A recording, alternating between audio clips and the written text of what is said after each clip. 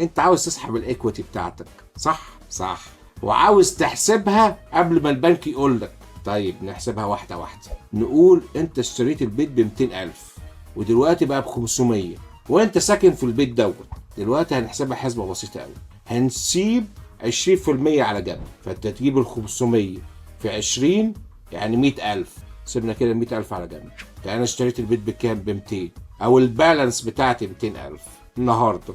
يبقى دلوقتي الباقي كام؟ 400.